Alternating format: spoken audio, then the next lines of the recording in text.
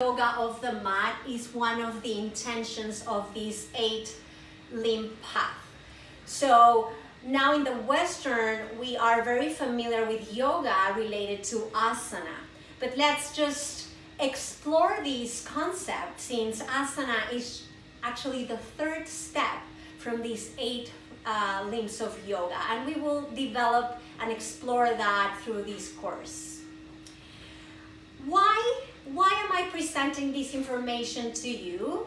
It's very simple. It all resumes to we all want to live well. We all want to have a good quality of life.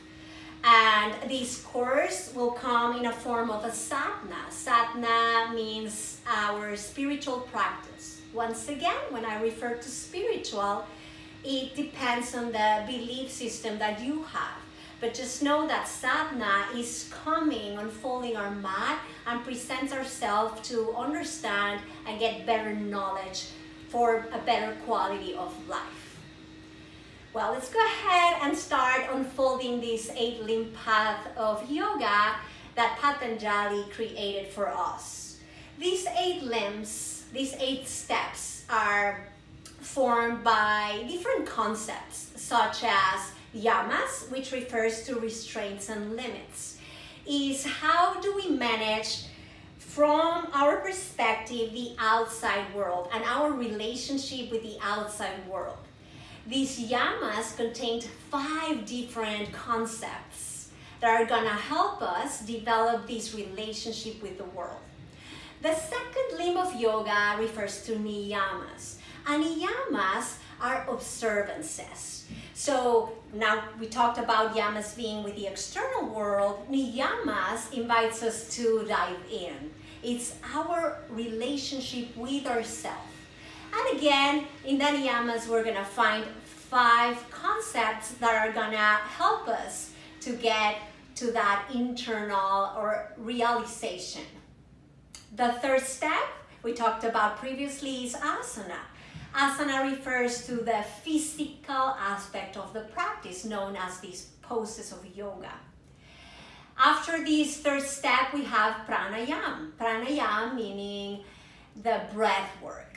And it's going to be really interesting how these 8 limbs start, just as he suggested in the Yoga Sutras. They just start finding a correlation in between them.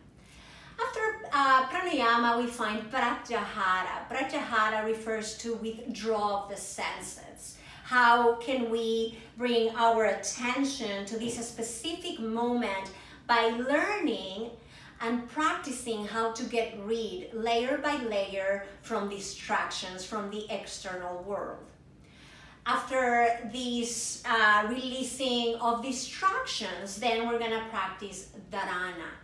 And dharana invites us to find concentration. I will talk in this course about different ways to practice concentration, and then merge that with the previous limb of yoga, that allowing the distractions of the mind to get away through concentration. And after that, you will find dhyana, and dhyana is meditation. So actually, the purpose of why we sit in stillness, and we do the third limb known as asana, it all comes and resumes to get into this stillness of the mind. So if we remember Patanjali's definition of yoga, is that yoga is the stilling of the turning of the mind. And meditation is the way to find that stillness of the mind.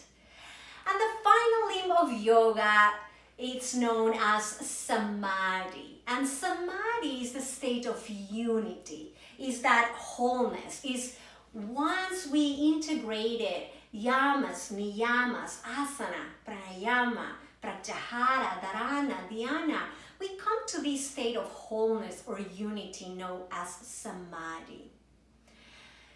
To conclude this intro, just remember that the teachings are here to help you unfold your own path, your own personal path of self-realization, and that each part of this course supports the next one.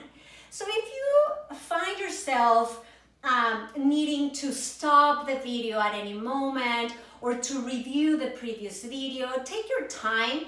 Take time to digest this information that is going to be presented to you in the most digestible way possible. And know that at the end, each limb that I'm going to present to you is going to offer you a space of reflection at the end. I can't wait to share the teachings that are here to walk us to live a well-lived life.